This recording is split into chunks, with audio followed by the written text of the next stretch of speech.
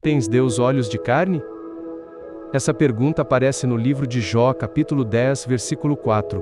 Jó olha para o caos da própria vida e questiona: Tens tu olhos de carne? Vês tu como vê o homem? Perceba a profundidade disso. Jó não está perguntando apenas se Deus vê, ele está perguntando como Deus vê. Porque há uma diferença enorme entre ver e compreender. Nós tememos um Deus que observa de longe. Tememos um Deus que registra pecados como um auditor cósmico. Mas o que realmente precisamos é de um Deus que veja com carne. Um Deus que veja com vulnerabilidade. Se Deus é Espírito, como afirma o Evangelho de João, capítulo 4, versículo 24, então, ele não tem retinas, não tem nervos ópticos, não pisca. Ele é eterno, imutável e infinito, mas aí surge um dilema. Um Deus infinito pode compreender a finitude? Um Deus impassível pode sentir o peso do pranto humano? Um Deus transcendente pode entender o gosto metálico da dor? Aqui está o escândalo do cristianismo. A resposta não é uma explicação filosófica, é uma encarnação. Eis o momento em que Deus ganhou pálpebras, e o Verbo se fez carne e habitou entre nós. Deus não apenas falou sobre a humanidade, ele vestiu a humanidade. No Evangelho de João, capítulo 1, versículo 14, o invisível se tornou visível. O Eterno aceitou o tempo. O Onipotente aceitou o cansaço. Na carta aos Hebreus, capítulo 4, versículo 15, lemos que ele foi tentado em todas as coisas, mas sem pecado. Isso significa algo revolucionário. Deus conhece a fome por experiência. Conhece o abandono por experiência. Conhece o choro por experiência. No Evangelho de João, capítulo 11, versículo 35, está o menor versículo da Bíblia: Jesus chorou. Esse versículo é um terremoto teológico. Porque se Jesus é Deus e então Deus chorou, Deus teve olhos marejados. A pergunta de Jó encontra sua resposta em Cristo. Tens Deus olhos de carne? Sim. Teve. Os olhos que olharam para a viúva de Naim. Os olhos que perceberam Zaqueu escondido na árvore. Os olhos que fitavam Pedro após a negação. Não eram olhos frios. Eram olhos que liam a alma.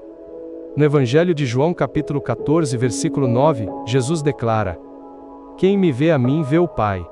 Isso é vertiginoso. Se você quer saber como Deus olha, olhe para Jesus. Se quer saber como Deus reage ao pecador, observe Cristo. Se quer saber como Deus enxerga sua vergonha, contemple a cruz. Jesus é a retina da misericórdia divina. Aqui está algo profundamente consolador. Deus não nos salva por abstração, Ele nos salva por identificação. A cruz não é apenas pagamento jurídico.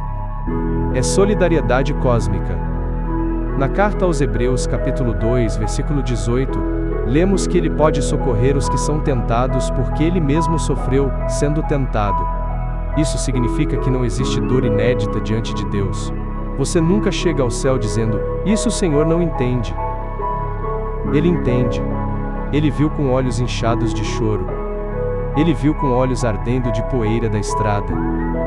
Ele viu com olhos que encararam a injustiça de um tribunal corrupto. Talvez você esteja vivendo dias de culpa ou dias de silêncio divino. Você ora, mas parece que o céu não responde. Lembre-se, o silêncio de Deus nunca é ausência de visão. Cristo viu a mulher samaritana antes que ela entendesse sua própria sede. Cristo viu Tomé antes da dúvida virar cinismo. Cristo viu Pedro antes da queda acontecer. Os olhos de Deus não são olhos de carne agora, mas passaram pela carne. E isso muda tudo. Porque o olhar de Deus sobre você é um olhar atravessado pela cruz. Ele não vê você apenas como pecador, ele vê você como alguém por quem ele sangrou. Deus não piscou diante da sua miséria. Ele não desviou o rosto. O rosto que foi cuspido é o rosto que olha você hoje. Os olhos que se fecharam na morte são os olhos que se abriram na ressurreição. E esses olhos carregam cicatrizes invisíveis. Não são olhos indiferentes. São olhos redimidos pelo sofrimento. Quando Deus responde a Jó, ele não entrega explicações detalhadas. Ele entrega presença. A maior resposta de Deus ao sofrimento humano não é um argumento. É uma pessoa. E essa pessoa tem nome: Jesus Cristo. A pergunta "Tens Deus olhos de carne?" não termina em filosofia. Termina na manjedoura, passa pela estrada da Galileia e culmina no Calvário.